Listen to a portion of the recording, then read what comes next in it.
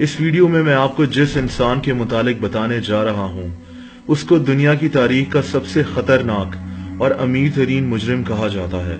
इस आदमी का नाम पेब्लो एस्कोबार है। दोस्तों, पेब्लो एस्कोबार का ताल्लुक कोलंबिया से था। ये कोलंबिया के शहर रियो नेग्रो में 1949 यानी 1949 में पैदा हुआ था। इसका बाप एक किसान था और इसकी माँ एक स्कूल टीचर थी। ये एक गरीब घर में पैदा हुआ था। पेब्लो को पढ़ाई में दिलचस्पी नहीं थी। ये बचपन से ही जुर्म के रास्ते पर चलना चाहता था। नकली ब्रांड के सिगरेट से लेकर नकली लॉटरी टिकट्स तक ये हर चीज बेचा करता था। 1970 तक पेब्लो गाड़ियां चुराने का काम करना शुरू हो गया। ये मुख्तलिफ स्मगलर्स के लिए भी काम करता था। लोगों का अगवा कर उनसे तावान मांगना इसके जराइम की लिस्ट में शामिल था। ये आदमी कोकेन और दूसरी नशावर चीजें भी बेचना शुरू हो गया। दोस्तों, 1970 की शुरुआत में कोलंबिया कोकेन की एक बहुत बड़ी मार्केट बन गया था।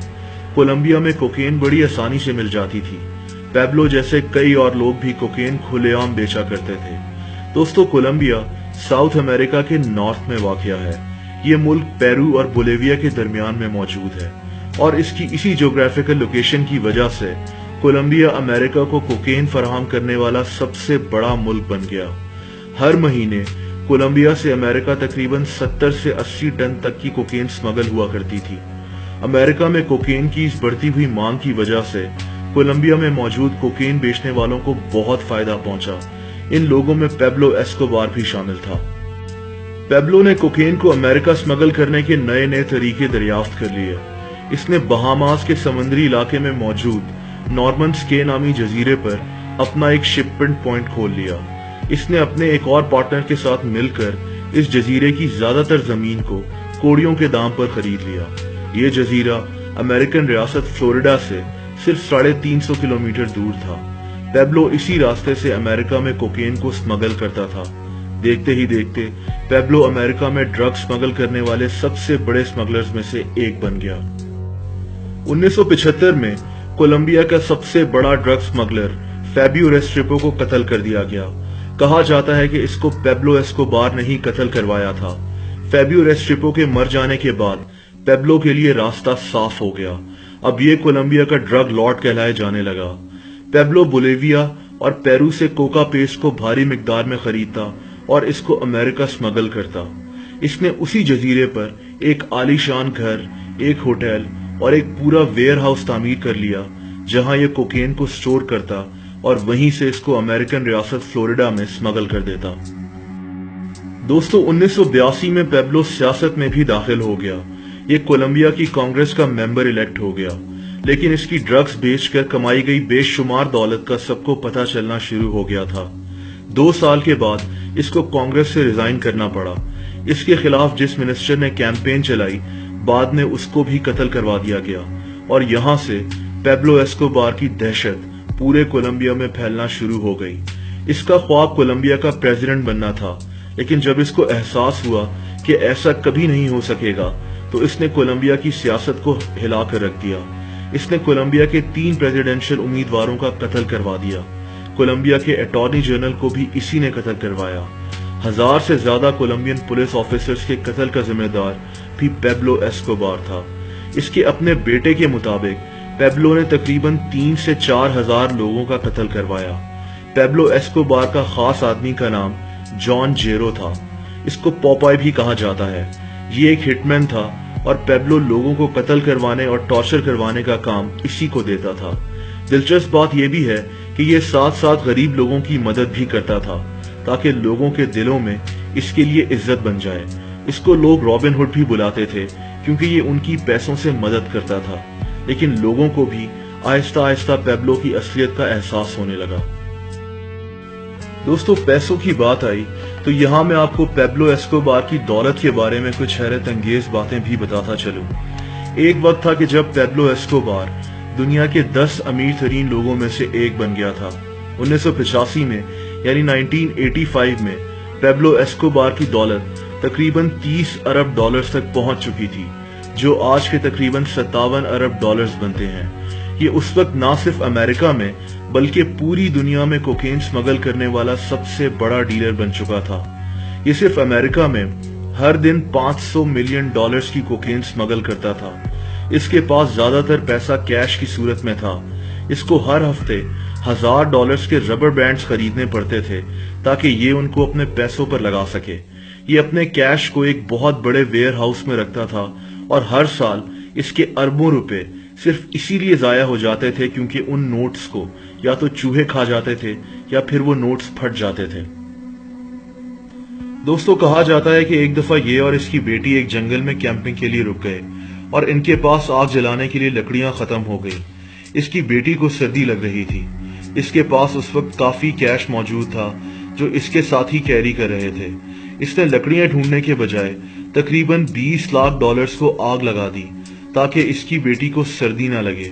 صرف اس کے پیسوں کو کیری کرنے کے لیے اس نے ایک جہاز خریدا ہوا تھا۔ لیکن دوستو، برائی کا انجام برا ہی ہوتا ہے۔ امریکن حکومت پیبلو ایسکوبار کو پکڑنا چاہتی تھی اور بار بار کولمبیا سے پیبلو کو ان کے حوالے کرنے کی ڈیمانڈ کر رہی تھی، لیکن پیبلو اتنا طاقتور تھا کہ اس کے خلاف کولمبیا میں کسی کو ایکشن لینے کی ہمت نہیں ہوتی تھی۔ پیبلو یہ بات بخوبی جانتا تھا، لیکن اس کے دل میں ڈر تھا کہ کہیں کولمبین حکومت اس کو امریکہ کے حوالے نہ کر دے۔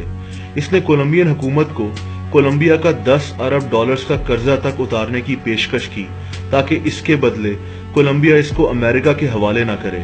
لیکن دوستو، اس کے جرم کی داستانیں کافی بڑھ چکی تھیں اور پھر امریکن پریشر بھی تھا۔ پیبلو کو احساس تھا کہ اس کو کسی وقت بھی گرفتار کر کے امریکہ کے حوالے کیا جا سکتا ہے۔ اسی لیے 1991 میں یعنی 1991 میں اس نے فیصلہ کیا کہ یہ خود کو کولمبین گورنمنٹ کے سامنے سرنڈر کر دے گا، لیکن اس نے شرط یہ رکھی کہ اس کو امریکہ کے حوالے نہیں کیا جائے گا۔